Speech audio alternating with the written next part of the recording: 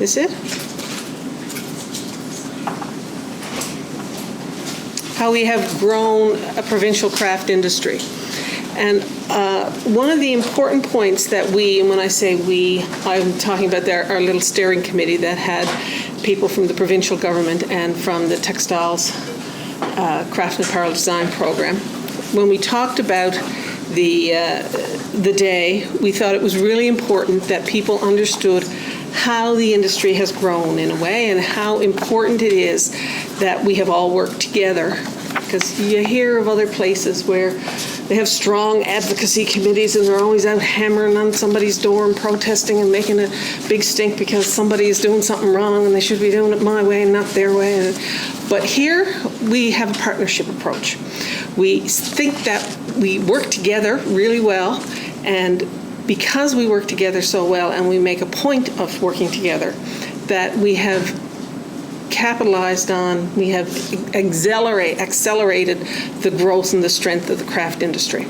So I just wanted to spend a few minutes telling you about who the partners are and some examples of how it's worked together. So mostly we have three partners that work really hard together. There's the government, the provincial government mostly. Now it's the Department of Business, Tourism, Culture and Rural Development. In my time it's been all kinds of names, but it's always ended in rural development. We have a training institution. Once again, it's had lots of different names in my time, but now it's the College of the North Atlantic, and most specifically, the Textiles, Craft and Apparel Design Program. There's the industry part of the partnership, represented by the Craft Council of Newfoundland and Labrador. Even we have had another different name in my time, but now we're the Craft Council.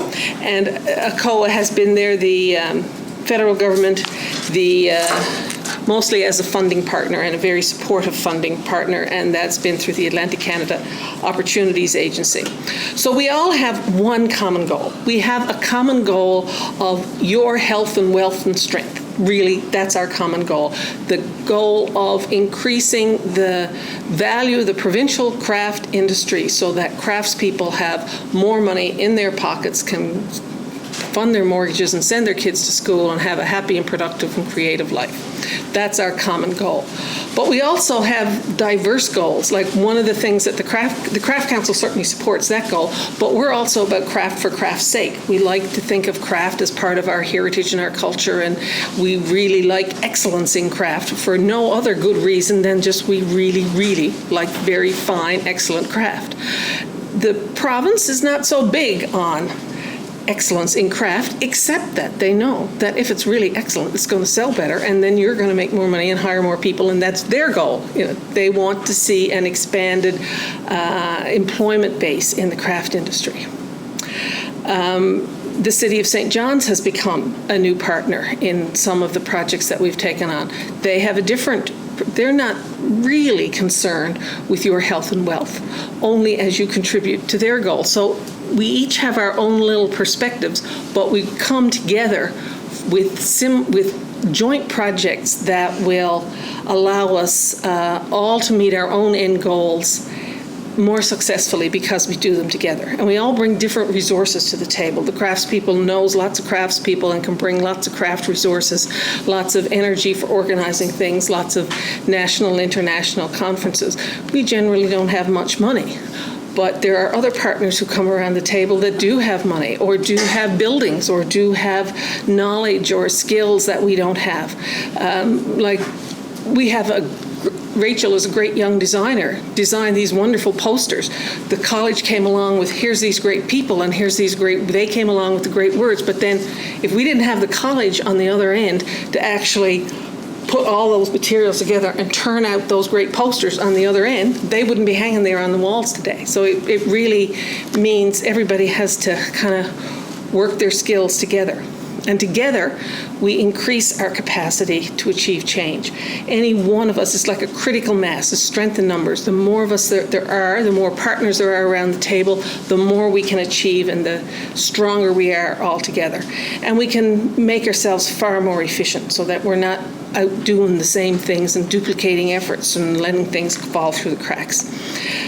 Some of the new partners and supporters that are coming to join us, if you like, are the Anna Templeton Centre for Craft, Art and Design, which has training and skills development as their mandate.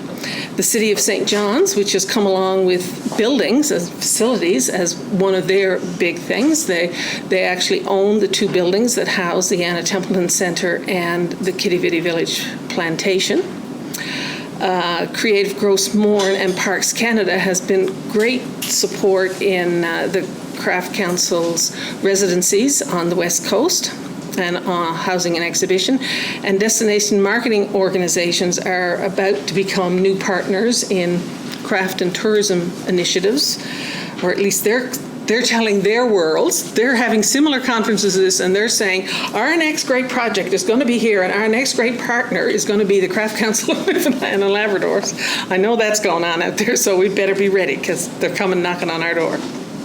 So I just wanted to give you some examples. The Quidi Vidi Village Plantation is a great example of a partnership that is succeeding in a big way.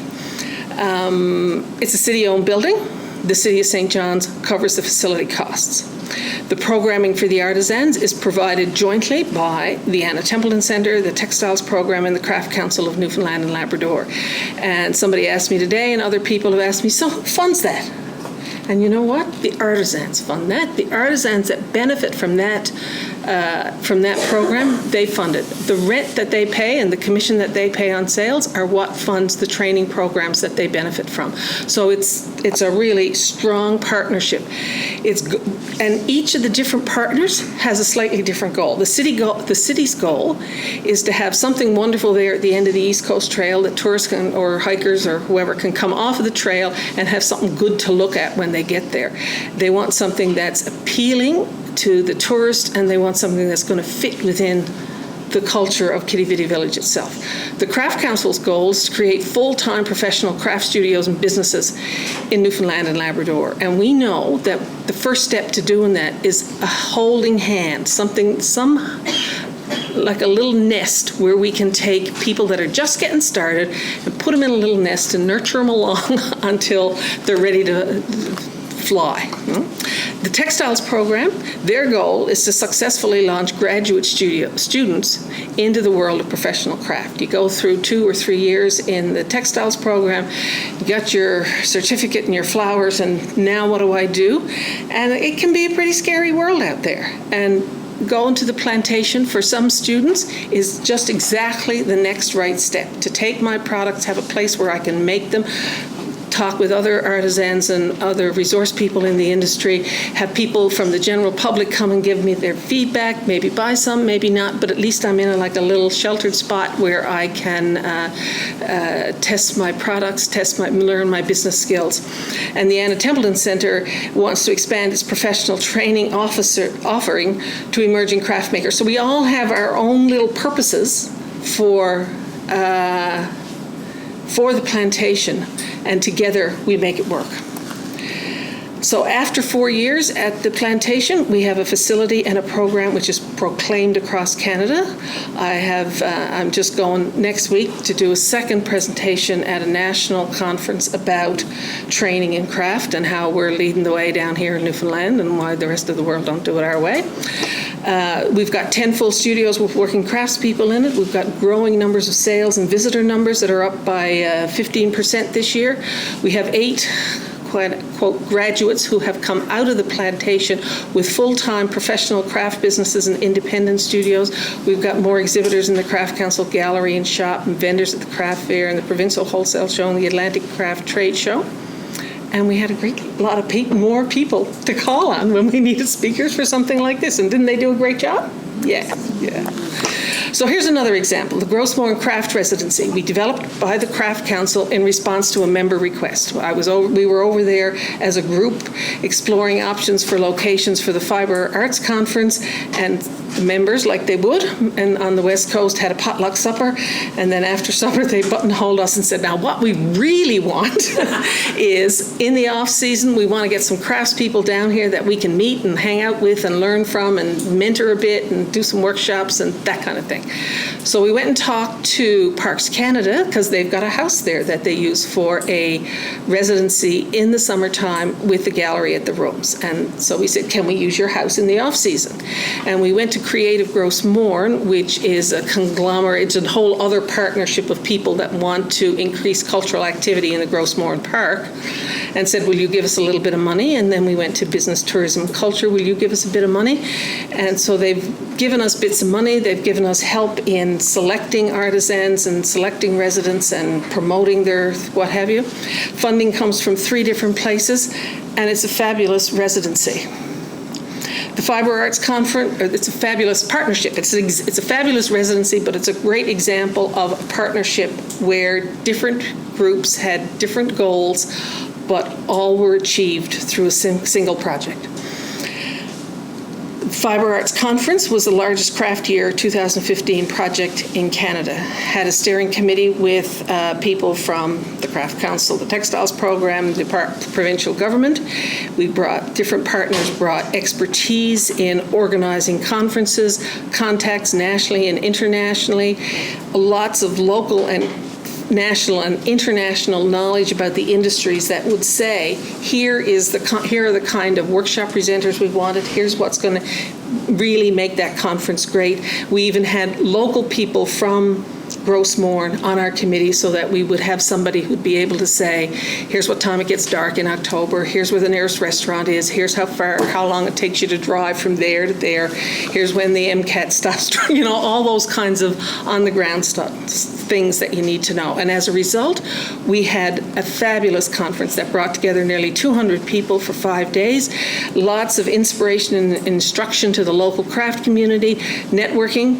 Lots of networking happened locally, nationally, internationally. Lots of people went away with connections to other craftspeople from all over the world. It was a big strengthener for the Craft Council itself. Like, it was a bit of an are we really going to do this? The craft, because we had never really, well, we sort of did once before, a big international conference where we attracted students from 8 countries, was it? I think we had, Philip? Something. Anyway, I can't remember now, but yeah, lots of people from around the world came. And the participants themselves, really strong approval rating. They had a good time. And then finally, a final example that I wanted to give you is this thing that we've called a craft industry development strategy. We've had 2 already, 91 and 2001. Each one involved working partners in the industry, government people, training people, industry people. Each partner had the same goal of economic growth for the province through craft industry contribution. Each partner brought different strengths and perspectives to make the outcome well-rounded.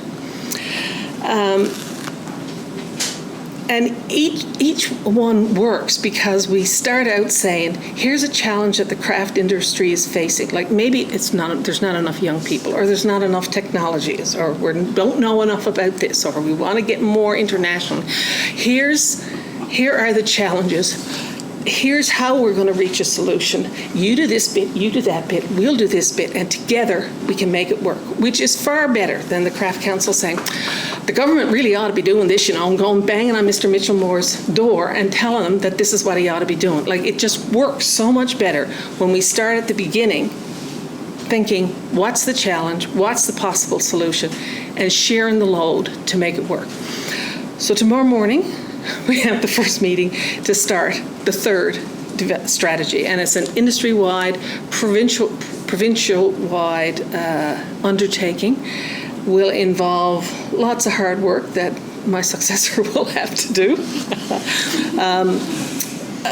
But it will be worth it, because it will take you into the next decade and the next however many decades. And so I'll repeat Brenda's little message there at the end of her presentation. If while we're doing this strategy, somebody sends you a questionnaire and asks you to answer it, please answer it. Thank you.